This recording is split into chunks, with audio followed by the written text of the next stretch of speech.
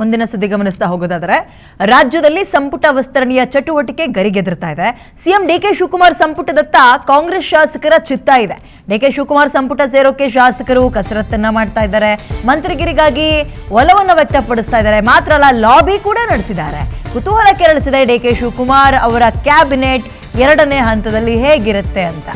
ಯಾರ ಕೈ ಮೇಲಾಗುತ್ತೆ, ಯಾರೆಲ್ಲ ಹೊಸದಾಗಿ ಶಾಸಕರುಗಳು ಮಂತ್ರಿಗಳಾಗ್ತಾರೆ, ಮಂತ್ರಿ ಆಗಿದ್ದಂಥವ್ರಿಗೆ ಇನ್ನೊಂದ್ಸಲ ಎಷ್ಟು ಜನಕ್ಕೆ ಅದು ಮಂತ್ರಿ ಭಾಗ್ಯ ಒಲಿದು ಬರುತ್ತೆ, ಖಾತೆದೆಲ್ಲ ಆಮೇಲೆ ಫಸ್ಟ್ ಮಿನಿಸ್ಟರ್ ಆಗಿಬಿಡಬೇಕು. ಸೊ ಹಾಗಾಗಿ ಹಲವರು ಲಾಬಿಯನ್ನು ನಡೆಸ್ತಾ ಇದ್ದಾರೆ. ಈಗ ಆಲ್ರೆಡಿ ಲಿಸ್ಟ್ ರೆಡಿ ಆಗಿದೆ. ರಾಹುಲ್ ಗಾಂಧಿ ಅವರು ಬನ್ನಿ ನೀವು ಮಾತಾಡೋಣ ಅಂತ ಕರಿಬೇಕು, ಅದು ಒಂದೇ ಬಾಕಿ, ಸೈನ್ ಹಾಕೋದು ಒಂದೇ ಬಾಕಿ ಅನ್ನುವ ಚರ್ಚೆಗಳು ಓಡಾಡ್ತಾ ಇರೋ ಬೆನ್ನಲ್ಲೇ ಶಾಸಕರುಗಳಿಗೆ ಕಾಂಗ್ರೆಸ್ನಲ್ಲಿ ನಿದ್ರೆ ಬರ್ತಾ ಇಲ್ಲ. ಏನಾಯಿತು, ನನ್ನ ಹೆಸರು ಪಟ್ಟಿಯಲ್ಲಿದೆಯಾ, ಅದಕ್ಕೆ ಗ್ರೀನ್ ಸಿಗ್ನಲ್ ಸಿಗತ್ತಾ, ಓಕೆ ಅಂತಾರ, ನಾನು ಮಿನಿಸ್ಟ್ರ್ ಆಗ್ತೀನಾ, MLA ಪೋಸ್ಟಿಂದ ಮಿನಿಸ್ಟ್ರ್ ತನಕ ಹೋಗ್ತೀನಾ, ಈ ಕುತೂಹಲದಲ್ಲೇ ಇದ್ದಾರೆ. ಹೈಕಮಾಂಡ್ ಅಂಗಳದಲ್ಲಿ ಸಂಪುಟ ವಿಸ್ತರಣೆಯ ಚೆಂಡು ಬಿದ್ದಿದೆ. ಈಗ ಇನ್ನೆರಡು ದಿನದಲ್ಲಿ ರಾಜ್ಯ ಸಂಪುಟ ವಿಸ್ತರಣೆಯಾಗತ್ತಾ ಅನ್ನುವ ಪ್ರಶ್ನೆ ಇದೆ.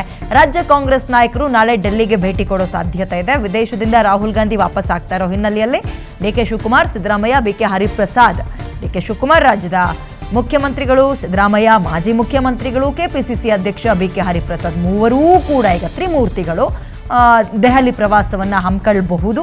ರಾಹುಲ್ ಗಾಂಧಿ ಸಮಯ ಕೊಟ್ಟರೆ ನಾಳೆನೇ ಹೋಗ್ತಾರಂತೆ. ಹೈಕಮಾಂಡ್ ಒಪ್ಪಿದ್ರೆ ಜುಲೈ 15ರ ಒಳಗೆ ಸಂಪುಟ ವಿಸ್ತರಣೆ ಅಂತ ಇದ್ದಾರೆ. ಶುಭ ಸುದ್ದಿ ಸಿಗುವಂತಹ ನಿರೀಕ್ಷೆಯಲ್ಲಿ ಸಚಿವಾಕಾಂಕ್ಷಿ ಶಾಸಕರುಗಳು ಇದ್ದಾರೆ. ಯಾಕೆ 15ನೇ ತಾರೀಕು ಅಂತ ಹೇಳಿದ್ರೆ, ಈಗ ಹೇಳಿ ಕೇಳಿ ರಾಜ್ಯದ ಮುಖ್ಯಮಂತ್ರಿಗಳು ಅಪ್ಪಟ ಆಸ್ತಿಕರು. ಈಗ ಅವರು ಒಳಕಾಲಿಡುವ ಸಮಯದಿಂದ ಹಿಡಿದು ಯಾವ ಬಾಗ್ಲಲ್ಲಿ ಹೋಗಬೇಕು ಅನ್ನೋದನ್ನು ಕೂಡ ಸಮಯ ಮತ್ತು ಗಳಿಗೆ, ಯಾವ ಕಾಲ, ಇದನ್ನೆಲ್ಲ ನೋಡ್ಕೊಂಡು ಹೋಗ್ತಾರೆ, ಯಾವ ಬಾಗ್ಲಲ್ಲಿ ಹೋಗಬೇಕು ಅಂತ. ಸೊ ತನ್ನ ಕ್ಯಾಬಿನೆಟ್ ಎಕ್ಸ್ಪೆನ್ಷನ್ ಕೂಡ ಹಿಂಗೆ ಇರಬೇಕು ಅನ್ನುವ ನಿರೀಕ್ಷೆ ಇರುತ್ತೆ. ಹಾಗಾಗಿ ಆಷಾಢ ಶುರುವಾದರೆ ಅದೆಲ್ಲ ಕಷ್ಟ ಆಗುತ್ತೆ ಅಂತ ಚರ್ಚೆಗಳಿದೆ. But we don't think so ಆಷಾಢ ನೋಡಿಕೊಂಡು ಮಂತ್ರಿಗಳು ಮುಂದಕ್ಕೆ ಹಾಕೊಳ್ತಾರೆ ಅಂತ. ಸಚಿವ ಸ್ಥಾನ ಇಂಗಿತ ವ್ಯಕ್ತಪಡಿಸ್ತಾ ಇದ್ದಾರೆ ಶಿವಲಿಂಗೇಗೌಡರು. ನಾಯಕರು ನನಗೆ ಸಚಿವ ಸ್ಥಾನ ಕೊಡುವ ಭರವಸೆಯನ್ನು ಕೊಟ್ಟಿದ್ರು. Siddaramaiah, DK Shivakumar, KJ George ನನಗೆ ನೀನು ಮಿನಿಸ್ಟ್ರು ಆಗ್ತೀಯ ಕಣಯ್ಯ ಅಂತ ಹೇಳಿದ್ದಾರೆ. ಹಿಂಗಂತ ಶಿವಲಿಂಗೇಗೌಡರು ಸ್ಟೇಟ್ಮೆಂಟ್ ಅನ್ನು ಕೊಟ್ಟಿದ್ದಾರೆ. ಹಾಸನದಲ್ಲಿ MLA ಶಿವಲಿಂಗೇಗೌಡ ಸ್ಟೇಟ್ಮೆಂಟ್ ಅನ್ನ ಕೊಟ್ಟಿದ್ದಾರೆ. ದೃಷ್ಟಿಯಿಂದ ನಮಗೆ ಕೊಡಬೇಕು ಅಂತಕ್ಕಂಥ ನಿರ್ಧಾರನ ಸಿದ್ದರಾಮಣ್ಣವರು, ಇವತ್ತಿನ ಮುಖ್ಯಮಂತ್ರಿಗಳಾದಂತ DK ಶಿವಕುಮಾರ್ ಅವರು, ಪಕ್ಷದ ವರಿಷ್ಠರು ಎಲ್ಲ ತೀರ್ಮಾನ ಮಾಡಿದ್ದಾರೆ. ಸಿಗುತ್ತೆ ಅನ್ನೋ ಭರವಸೆನ ಹೇಳ್ತಾ ಇದ್ದಾರೆ. ನಾನು ಕಾಯ್ತಾ ಇದ್ದೀನಿ.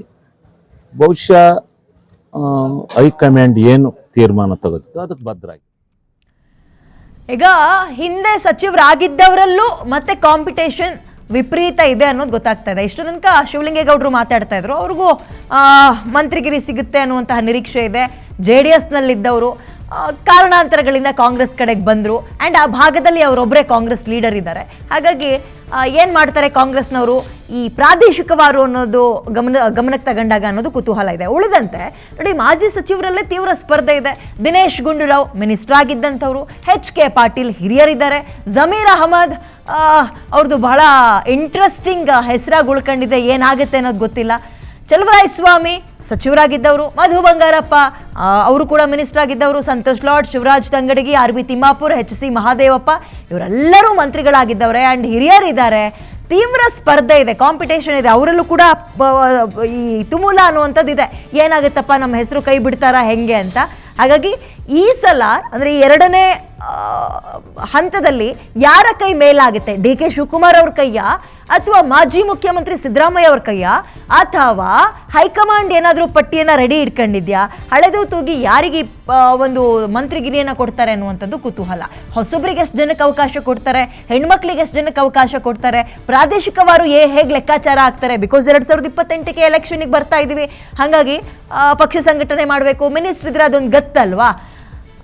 ಆಮೇಲೆ ಓಕೆ, ಇದ್ರ ಬಗ್ಗೆ ಮತ್ತಷ್ಟು ಮಾಹಿತಿ ನನ್ನ ಕಲೀಗ ಹನುಮಂತರಾಜು ನೀಡ್ತಾರೆ. ಹನುಮಂತರಾಜು, ಆಷಾಢ ಅನ್ನೋ ಒಂದು ನೆಪ ಇಟ್ಕೊಂಡು ತರಾತುರಿಯಲ್ಲಿ ಇನ್ನೆರಡೇ ದಿನದಲ್ಲಿ ಮಾಡಿ ಮುಗಿಸ್ತಾರೆ ಅನ್ನುವಂತಹ ಚಾನ್ಸಸ್ ಎಷ್ಟರ ಮಟ್ಟಿಗಿದೆ?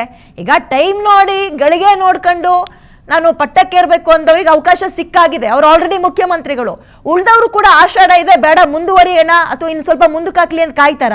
ಕೆಲವರಂತೂ ಮಧ್ಯರಾತ್ರಿ ಕರ್ಕೊಬಂದು ಕೋಟ್ ಹಾಕೊಂಡು ನೀವು ಮಿನಿಸ್ಟ್ರು ಕಂಡ್ರಿ ಅಂದ್ರೂ ಒಪ್ಕೊಳ್ಳಕ್ಕೆ ರೆಡಿ ಇದ್ದಾರೆ. ಸೊ ಈ ಸಮಯ 2 ದಿನದಲ್ಲಿ ಆಗೋ ಸಾಧ್ಯತೆ ಅಥವಾ ಪೋಸ್ಟ್ಪೋನ್ ಆಗೋ ಸಾಧ್ಯತೆ, ಎಷ್ಟು ಜನ ರೇಸ್ನಲ್ಲಿದ್ದಾರೆ, ಡೀಟೇಲ್ಸ್ ಕೊಡ್ತಾ ಹೋಗೋದಾದ್ರೆ.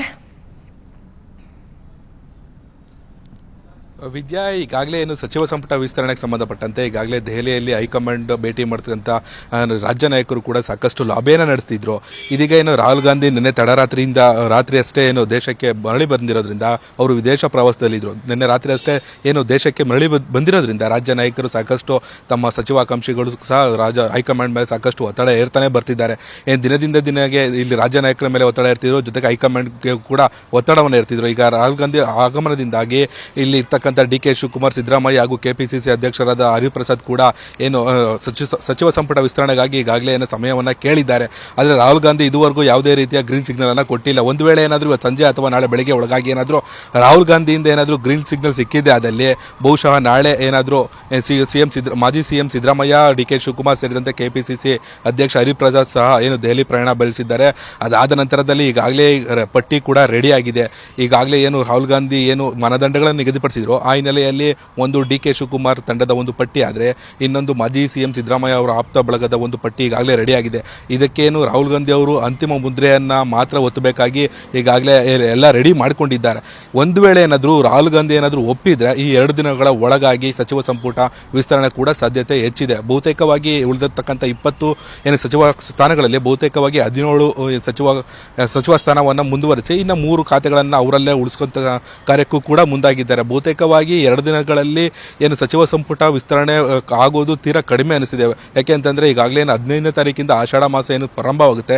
ಈಗಾಗಲೇ ಮುಖ್ಯಮಂತ್ರಿಗಳು ಏನು ನಾಸ್ತಿಕ ಇದಾಗಿರೋದ್ರಿಂದ, ದೈವಿಕ ಭಕ್ತರಾಗಿರೋದ್ರಿಂದ ಎಲ್ಲೋ ಒಂದು ಕಡೆ ಆಷಾಢ ಸಮಯದಲ್ಲಿ ಅವರು ಸಚಿವ ಸಂಪುಟ ವಿಸ್ತರಣೆಗೆ ಎಲ್ಲಿ ಕೈ ಹಾಕೋದಿಲ್ಲ ಅನ್ನೋದು ಕೂಡ ಇದೆ. ಆದರೆ ಒಂದೆಡೆ ಈಗಾಗಲೇ ಡಿ.ಕೆ. ಶಿವಕುಮಾರ್ ಈ ರೀತಿ ಒಂದು ಸ್ಟೆಪ್ಪನ್ನು ತಗೊಳ್ಳೋದಾದರೆ ನಾವು 1 ತಿಂಗಳ ಕಾಲ ಸಮಯ ನಮಗೂ ಕೂಡ ಏನು ಇರ್ತಕ್ಕಂಥ ಸಮಯದಲ್ಲಿ ಉಳಿದಿರ್ತಕ್ಕಂಥ 2 ವರ್ಷಗಳ ಸಮಯದಲ್ಲಿ 1 ವರ್ಷ ನೀವು ಆಷಾಢ ಅಂತ ನೀವು ಈ ಥರ ನೋಡ್ಕೊಂಡೋಗಿ ನಮಗೆ ಸಚಿವ ಸಂಪುಟ ಸಿಗಲಿಲ್ಲ ಅಂತ ಹೇಳಿದ್ರೆ ನಾವು ಬಂಡೇಳಬೇಕಾಗುತ್ತೆ ಅಂತದ್ದು ಕೂಡ ಈಗಾಗಲೇ ಏನು ಹಲವು ಶಾಸಕರು ಈಗಾಗಲೇ ಡಿ.ಕೆ. ಶಿವಕುಮಾರ್ ಅವ್ರಿಗೂ ಕೂಡ ಒತ್ತಡವನ್ನು ಏರ್ತಾ ಬಂದಿದ್ದಾರೆ.